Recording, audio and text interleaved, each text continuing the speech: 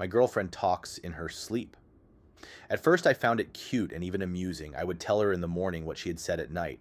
It was just harmless phrases like, the sky is folding, or we must lift the ground.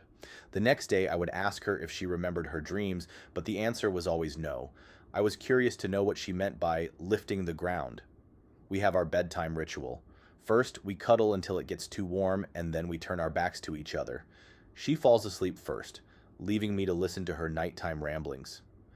Honestly, I enjoyed it at first. I even looked forward to hearing the next strange phrase so I could laugh about it with her and our friends later. But now, I don't feel like laughing anymore. I wish she would stop talking in her sleep, especially after what happened last night. Last night, around 11, my girlfriend was already asleep while I was still reading a book. We were lying back to back when I heard her mumbling. I couldn't make out the words, so I glanced at her. She was deeply asleep. I returned to my book and soon drifted off myself. The next thing I remember was a loud voice waking me up. When I opened my eyes, I saw that we were now facing each other. She was staring straight at me, her eyes wide open. But her gaze was strange, empty, as if she was looking right through me. These were the same eyes I had once fallen in love with, but now they filled me with terror. My heart pounded wildly, and driven by adrenaline, I yanked the blanket off me and jumped up. Her eyes followed me, but her body remained motionless. It was like a painting whose portrait always seems to be looking at you. At first, I thought the light from my lamp had woken her up and she had simply said, "Turn off the light." But standing next to the bed, I realized I was wrong. Her body didn't move, yet her eyes darted around the room.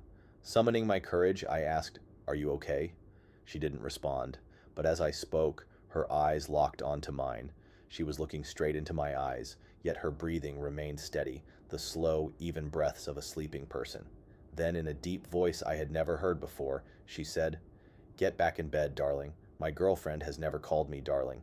We had cute nicknames: Pumpkin, Baby, Cupcake. But darling? Only my grandmother ever called me that." I decided not to get back into bed until I figured out what was going on. "Are you awake, honey?" I asked. She didn't answer. Her eyes began darting around the room again, from the wall to the door, then to the ceiling. And suddenly, rolling her eyes back so only the whites were visible, she said, "Of course, I'm not asleep. Get back in bed." I looked at her hands. She was slightly tapping her fingers against the blanket, but they moved oddly, as if she wasn't entirely in control of them. One finger pointed downward, while the others stuck out in different directions. They weren't her hands, or at least they didn't behave like they belonged to her. I tried to stay calm. "Sweetheart, I'm just going to get some water. Do you want anything?" I had only one plan: to get out of the room and escape.